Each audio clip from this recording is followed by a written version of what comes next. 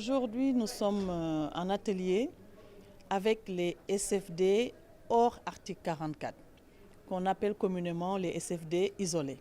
Ce sont des mutuelles qui se trouvent dans les localités, les différentes localités les plus reculées de notre pays. Donc, ce sont des SFD qui sont à la base. Alors aujourd'hui, nous sommes en atelier avec ces SFD-là dans le cadre de la mise en place de la microfinance islamique et un volet qui les concerne. Parce que comme vous le savez, l'ensemble des SFD ne sont pas sur le même niveau et n'ont pas les mêmes capacités. Donc nous avons scindé l'ensemble des SFD en deux, qui sont les SFD article 44 et les SFD hors article 44, qui ont des encours de crédit de moins de 3 milliards.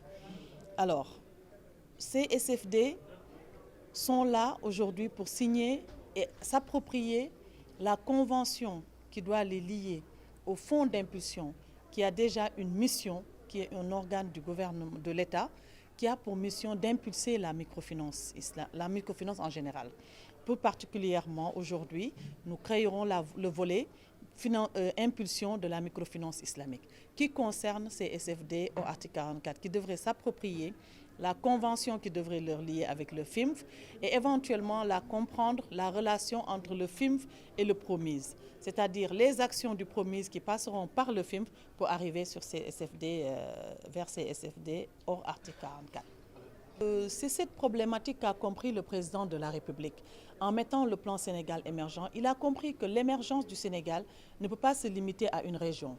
Parce que ce serait la somme des différentes localités de notre pays, la somme de l'émergence des différentes localités qui fera l'émergence du Sénégal. Donc il faut un développement économique dans les différentes localités. Pour cela, il faut que les systèmes financiers décentralisés, communément appelés les mutuelles ou les institutions de microfinance, puissent être le maximum possible à proximité des populations. Alors, et la cible, comme vous le savez aujourd'hui, dans notre pays, la politique nationale du président de la République, c'est de développer l'économie sociale et solidaire. Et qui est à la base de l'économie sociale et solidaire dans la plupart du temps, ce sont les femmes. Donc, comme vous le voyez tout à l'heure, nous, les femmes, représentent une part importante dans nos objectifs de financement. Nous devons créer plus de 50 000 nouveaux micro-projets, donc 35% de femmes, de jeunes, et ça, ce sont nos proportions. La prochaine étape après?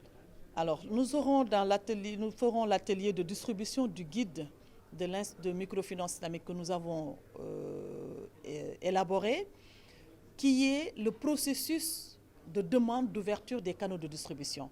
Parce que, comme vous le savez, les fonds de refinancement ne pourront pas mettre en place si les voies à suivre par l'argent ne sont pas mises en place. Et sur ces voies-là, la réglementation, c'est la BCEAO et la direction de la réglementation des systèmes financiers décentralisés au niveau du ministère des Finances du Sénégal qui devrait donner ces autorisations-là.